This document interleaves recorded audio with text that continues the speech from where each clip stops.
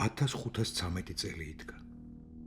ოსმალეთის იმპერიის აღმოსავლეთ ნაწილში ირანის საზღვრებთან ახლოს თავი მოეყარათ იმპერიის საუკეთესო ჯალათებს და სადამსჯელო რაზმებს. ვაჭრებს იქიდან საზარელი ამბები მოჰქონდათ. დიდვაჭრები მაშინ სოფლიო ეკონომიკას განაგებდნენ. შესაბამისად, ამ ფინანსურ სისტემაში ჩართული მეფეების, სულთნებისა და შაჰების წარმომადგენლებიც ისინი იყვნენ. ფლობდნენ უამრავ საიდუმლო ინფორმაციას და ამ ინფორმაციის გაყიდვაში ხშირად უფრო მეტ შემოსავალს ნახულობდნენ ვიდრე ვაჭრობაში. დღევანდელი ენით თუ ვიტყვით, ისინი საიდუმლო აგენტები იყვნენ. ქალაქი ახალციხე 1513 წელი.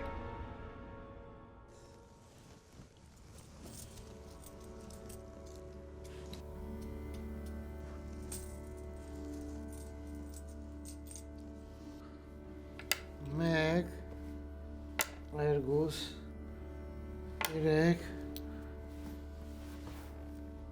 Chors, Aister.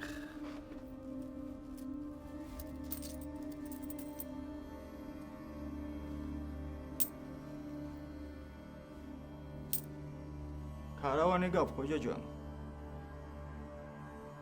Karavane gav. Kena. Kena. Kena.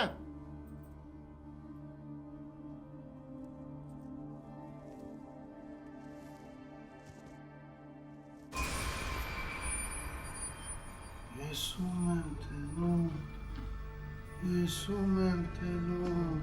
Bubapa. Sotskhali. Sotskhali. Raga sotskhali da genasula bubapას. Nacamებით თავი. Როგორ? Yavaş. გაწამეს? Mაწამეს კი არა. ორი შაბათი როგორც სვადის შამფურზე ისე მატრიალებს. კიდე გამიარათვა და ვერ ვინდრეოდი. დასაცვას ახლა ვეღარ ვიცვამ. რა უნდათ მაგუშულებს? ეს რა უქნიათ, კაცო? ზერო გნაშუტოვთ ეხსბე.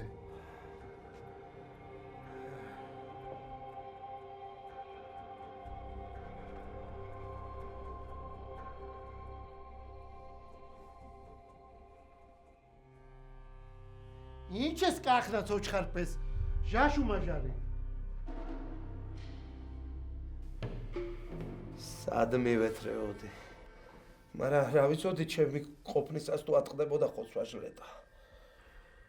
მოგიკვდეს ბუღბაფა რა ნახეს ჩემმა თვალებმა და ტყავმა. Yavaş, Bogos, yavaş.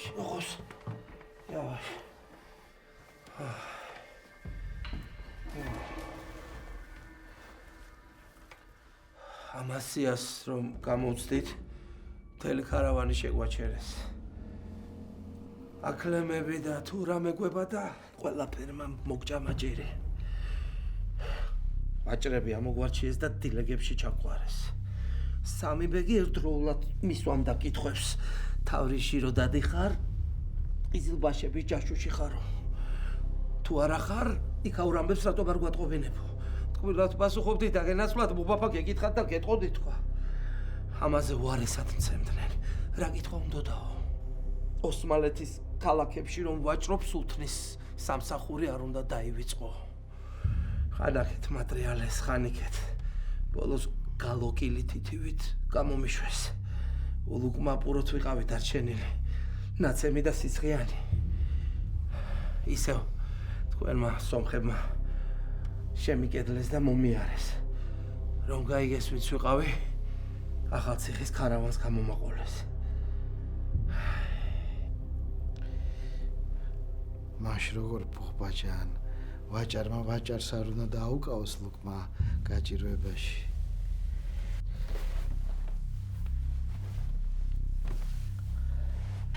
შენეს მითხარი, ესე უბრალო კაცს მოკიდეს ხელი, დილეგში შეგაგდეს და თან გცემეს.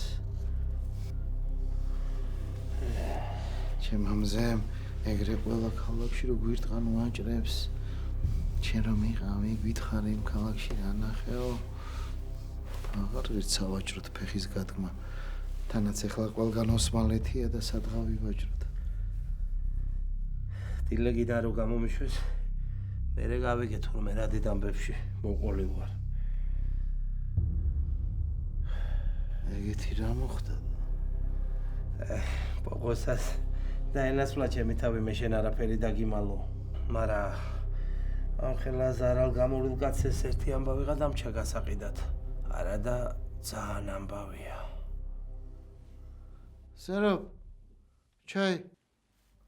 შენ ეხლა მაგამბით ზარალსაც ამაიღებ, მოგებასაც ნახავ. კი, პოღოს. კი. შეხედე, რას გავარ. ქისად უკატი მასეს ხეტანის ამოსი ვიყიდო. ჯერ 1000 ბაქს წარმოგდგები და იმას მოუყვები, რაც მოხდა ოსმალეთში. ეგ შენი ამბავი თუ ესეთი ძირფასია, ზეჭაბუგი კარფულს გადაგიხდის. მაგრამ აჯობებს პარპარი 1000 ბაქს შეგახვედრო. რატომ? ზეჭაბუგს რაღაცა უგურნებელი სენი შეყრია, ცოცხალ პება.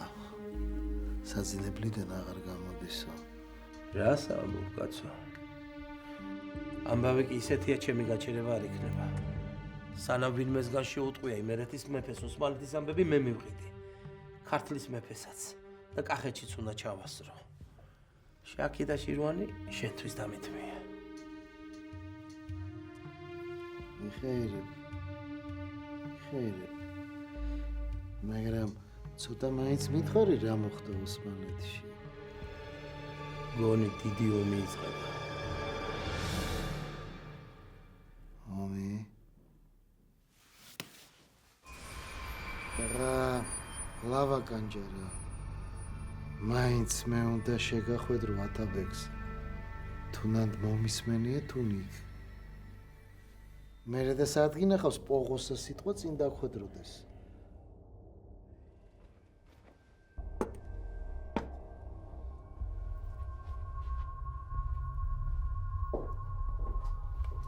ერთი სიტყვით თქვენმა სომხებმა ერთი ალიზის ნანგრევებში მომათავსეს. დასტაქარი მომიჩინეს სამკურნალოდ. მარა რა მომარჩენდა?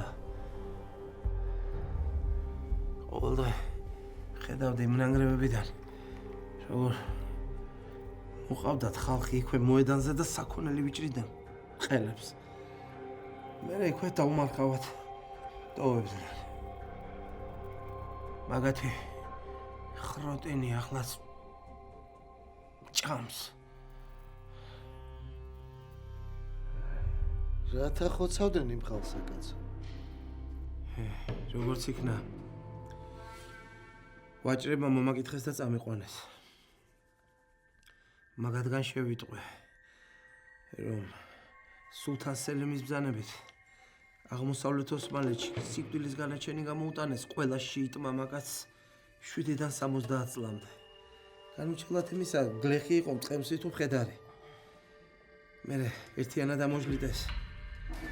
მაგათი ცოლშვილი კი წინ გაირეკეს ცხარევით და ირანის საზღვრიდან შორს დასავლეთ ოსმალეთში გადაასახლეს. რას ამბობ, კაცო? ასე ალალ მართალი ხალხის დახოცვა ტყუილად ხომ არ იქნება?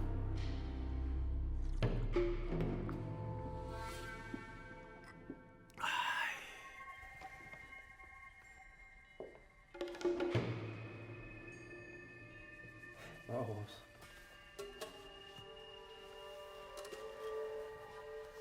Yavaş.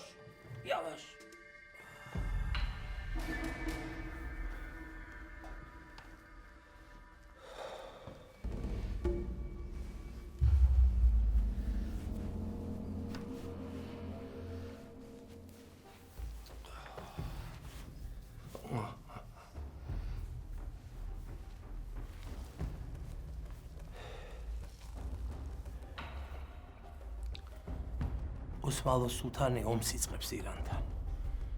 ხო და ომის დაწყებამდე ყიზილბაშების ერთმორწმუნე შიიტებისგან გაწმინდა ირანის მოსაზღვრე ოსმალეთის მიწები.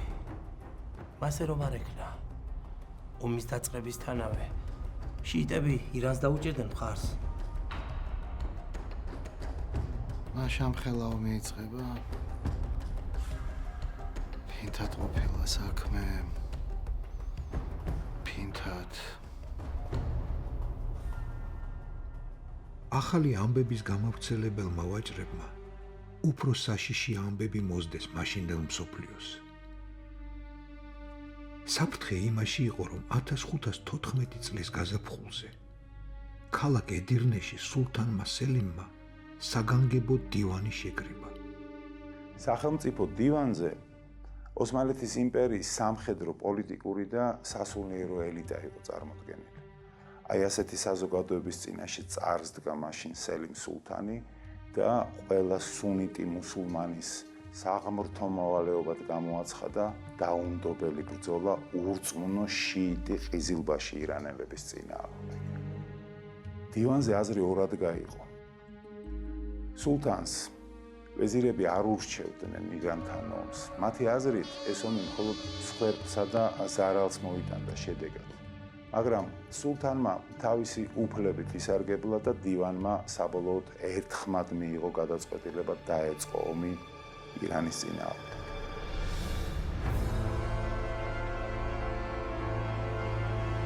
(1514 წლის 20 აპრილს სელიმ სულთანმა 150,000-იანი არმიით სტამბოლი დატოვა და ირანისაკენ დაიძრა. აი ამ დღეს დაიწყო ორ იმპერიას შორის ომი საქართველოს სამხრეთ საზღვართან, რომელიც მთელი მე-16 საუკუნის მანძილზე გაგრძელდა მონაცვლეობით და მე-17-შიც გადავიდა. სულთანმა წინა აზიაში 50,000 მეომარი დატოვა. ზურგი გაიმაგრა იმ შემთხვევისთვის, თუ ირანთან ომისას ეგვიპტე დაესხმებოდა თავს. დანარჩენი 100,000 საუკეთესოდ აღჭურვილი მეომარი კი ირანისკენ დაძრა. მაშინ მსოფლიოში ცოტა იყო ისეთი მეფე-სარდალი, ვინც ოსმალეთის ასეთ ძლიერ არმიასთან გენერალურ ბრძოლაში შევიდოდა.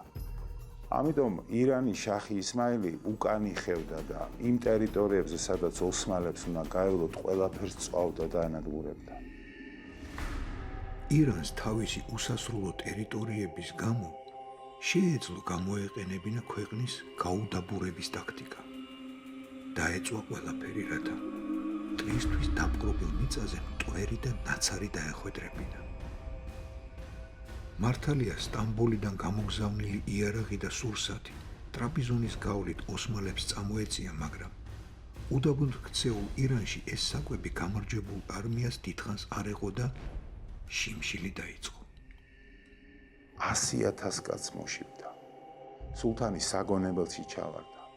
რამე უნდა მოეხერხებინა, თორემ სანამ სტამბოლიდან საკვები მოაღწევდა, არმიაში არეულობა დაიწყებოდა და ამით ყიზილბაშები ისარგებლებდნენ. ასეთი გაწელილი ომით უკმაყოფილო დიდმა ვეზირმა სულთანს ბავშვობის მეგობარი მიუგზავნა თხოვნით. ომი შევწყვიტოთ და სტამბოლში დავბრუნდეთო. სულთანმა ბავშვობის მეგობარი ჯარის დასაწყმარებლად გამოიყენა. საქვეყნოდ თავი წააცალა, რაც იმის ნიშანი იყო, რომ ასე დაემართებოდა ყველას, ვინც სულთნის ნებას აღუდგებოდა წინ. მაგრამ ჯარისკაცების მშიერ კუჭს ასეთ სანახაობები ვერაფერს უშველიდა. არმიაში დეზერტირობის და არეულობის საფრთხე გაჩნდა.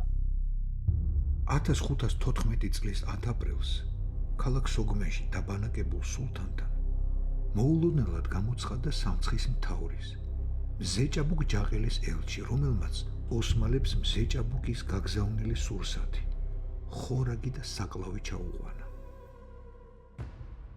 1514 წელი ქალაქი ახალციხე. უკვე მძიმე ავადმყოფ მზეჭაბუკ ჯაყელს როგორც ჩანს კარგი მოენეები ყავდა და ოსმალების მოძრაობას თვალყურს ადევნებდა. სამცხეში მოსახლეობა დახიზმული იყო. აზნაურობა საომრად გამზადებული და ციხესიმაგრეები სურსათით სავსე. აი აქ დგანან ოსმალები. უჭირს სულთანს. მეომრები ისეთი დამშეულები არიან, შეიძლება აუჯანყდნენ კიდევაც სელიმს. საქმე იქამდე მისულა თურმე, რომ პირველმა ვეზირმა სულთანს მისი ბავშვობის მეგობარი მიუგზავნა, ჰამად-ფაშა. ბრძოლა შევწყვიტოთ და უკან დავბრუნდეთო.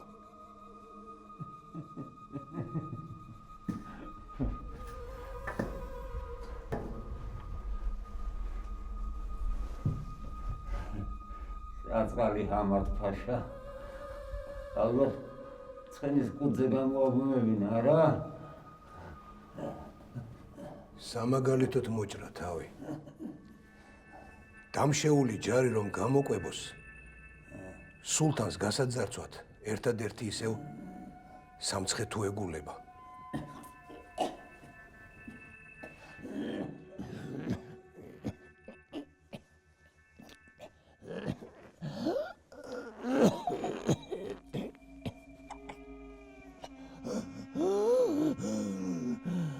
ჩვენსკენ თუ წამოვიდა, ძალიან გაგიჭირდება ომე.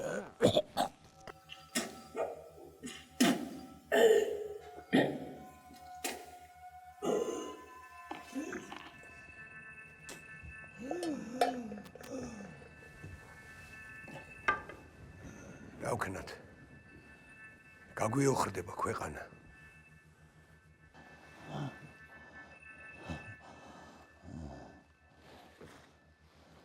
სასწრაფოდ მისწერე სულთანს წერილი ჩემი სახელით. ისე რომ აქეთ მობრუნების ხალისი დაეკარგოს. კი, მაგრამ ასეთი რა უნდა მივწერო?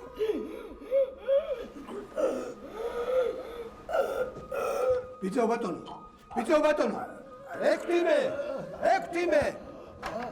ექთიმე!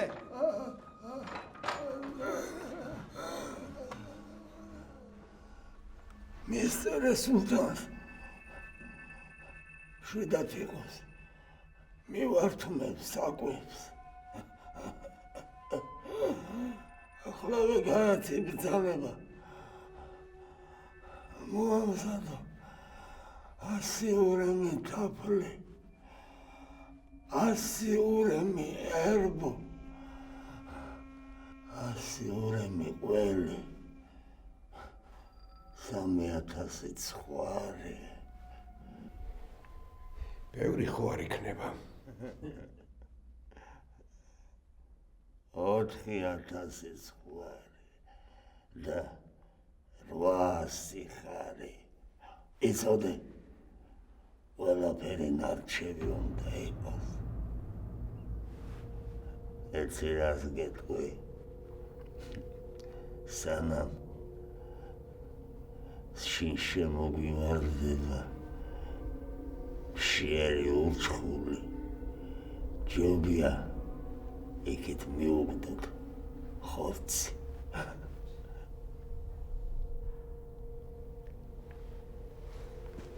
ოიცა. კიდევ რა არის? შარშა ირანის შახის ძმის სულები რო შემოგვეკედლენ. ეხლა სად არიან? ახალციხეში? დოქტორე. ტაჯიკი.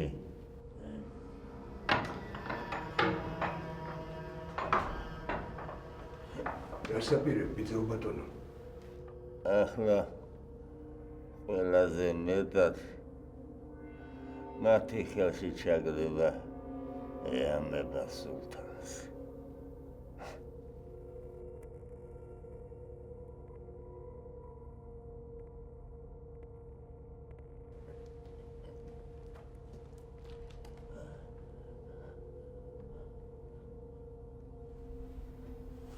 კარგად დაფიქრდი მზე ჭაბუკო. შახი კი გამწყრალია თავის ძმისშვილებზე, მაგრამ სულთანისთვის მათ გადაცემას არასოდეს გაპატიებს.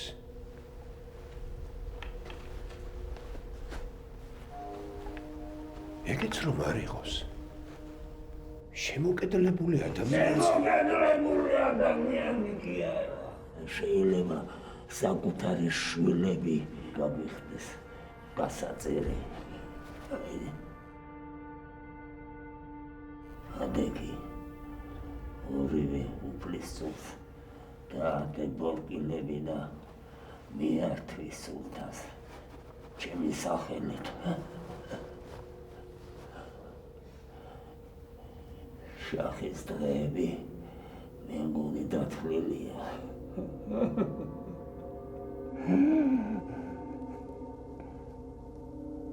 სულთანი კი აი კარზეა მომდგარი.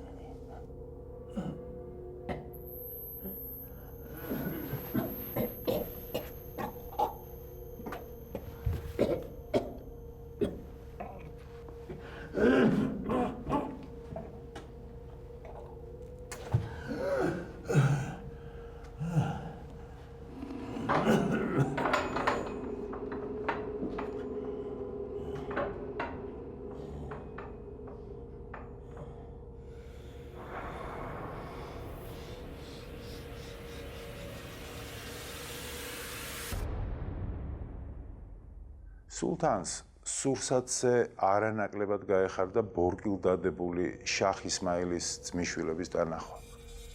ზეჭაბუქ ჯაღელს სამსახური დაუფასა, ელჩის ხელით სამადლობელი წერილი აახლა და თან ძვირფასი ხალათიც უბოცა.